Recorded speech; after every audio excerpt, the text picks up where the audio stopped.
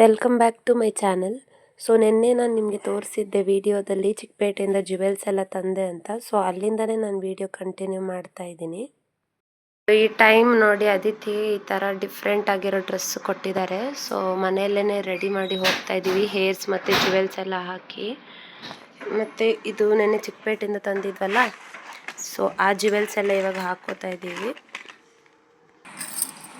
ಇದು ಬಳೆಗಳು ನಾನು ಈ ಥರ ಪರ್ಚೇಸ್ ಮಾಡ್ಕೊಂಡಿದ್ದೆ ಫಸ್ಟೇ. ಸೊ ಅದೇ ಹಾಕ್ತಾ ಇದ್ದೀನಿ ಇವಾಗೂ ಕೂಡ. ಈಗ ಜ್ಯುವೆಲ್ಸ್ ಎಲ್ಲ ಹಾಕಿ ಆಯಿತು ಆಲ್ಮೋಸ್ಟು. ಈಗ ಕೈಗೆ ಮೆಹಂದಿ ಹಾಕ್ಬಿಟ್ಟು ಆಮೇಲೆ ಹೇರ್ ಸ್ಟೈಲ್ ಮಾಡ್ಕೊಳ್ಳೋಣ ಅಂತ ಹೇಳಿ ಇವಾಗ ಕೈಗೆ ಮೆಹಂದಿ ಹಾಕೋತಾ ಇದ್ದೀನಿ. ಸೊ ಕೈಗೆ ಮೆಹಂದಿ ಎಲ್ಲ ಹಾಕಿ ರೆಡಿ ಆಯಿತು. ಕೈಗೆ ಮತ್ತು ಕಾಲಿಗೆಲ್ಲ ರೆಡಿ ಮಾಡಿದೆ. ಸೊ ಇದು ಒಣಗೋ ಹೊತ್ತಿಗೆ ಇವಾಗ ಅವಳಿಗೆ ಹೇರ್ ಸ್ಟೈಲ್ ಒಂದು ಮಾಡ್ಕೊಬೇಕು.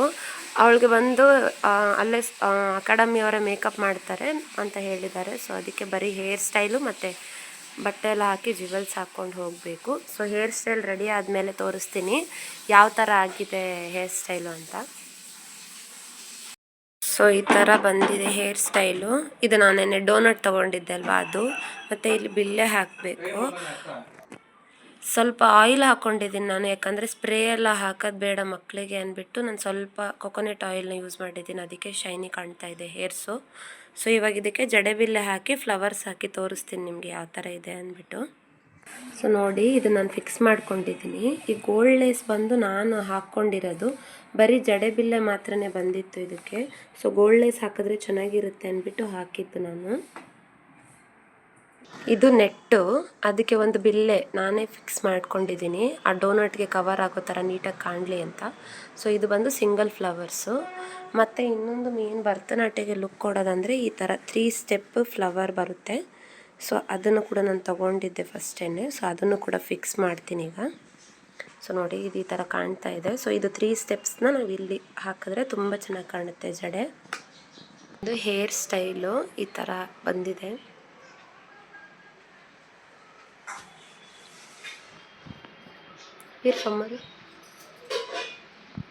ಇದು ಫ್ರಂಟಿಂದ ಈ ಥರ ಹಾಕ್ಕೊಂಡಿದ್ದೀನಿ. ಈಗ ಇಯರಿಂಗ್ಸ್ ಎಲ್ಲ ಹಾಕಿದ್ರೆ ಆಲ್ಮೋಸ್ಟ್ ಅದೇ ಥರ ರೆಡಿನೇ. ಫೇಸ್ ಮೇಕಪ್ ಮಾತ್ರ ನಾನು ಆಮೇಲೆ ತೋರಿಸ್ತೀನಿ ನಿಮಗೆ. ಇದು ಅದಿತಿದು ಫೈನಲ್ ಲುಕ್ ಈ ಥರ ಇದೆ.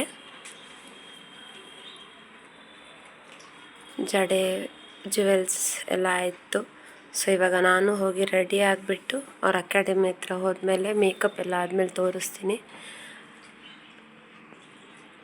ನಾನು ಕೂಡ ಈಗ ರೆಡಿ ಆದೆ.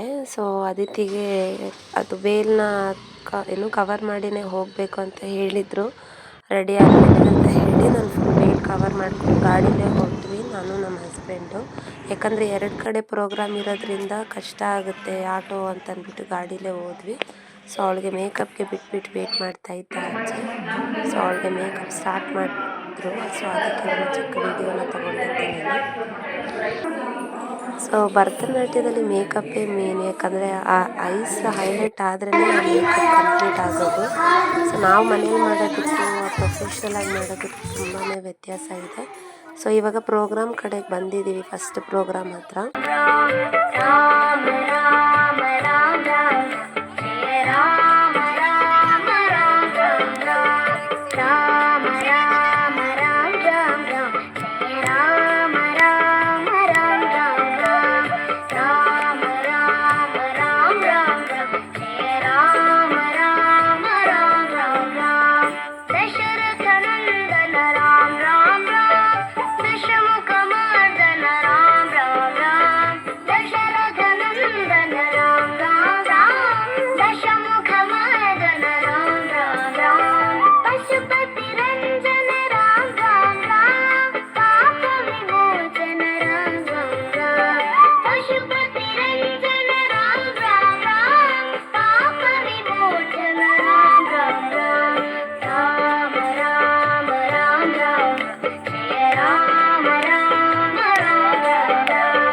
ಫಸ್ಟ್ ಪ್ರೋಗ್ರಾಮ್ನ ಮುಗಿಸ್ಕೊಂಡು ಮತ್ತೆ ನಾವು ಸೆಕೆಂಡ್ ಪ್ರೋಗ್ರಾಮ್ ಹತ್ರ ಬಂದ್ವಿ.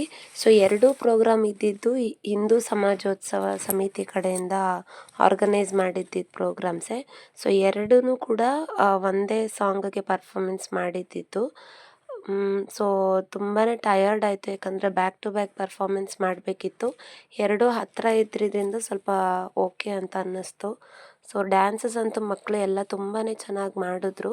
ಮತ್ತು ಅವ್ರ ಟೀಚರ್ಸ್ ಕೂಡ ಅಷ್ಟೇ ತುಂಬ ಚೆನ್ನಾಗಿ ಟ್ರೈನ್ ಮಾಡಿದ್ದಾರೆ.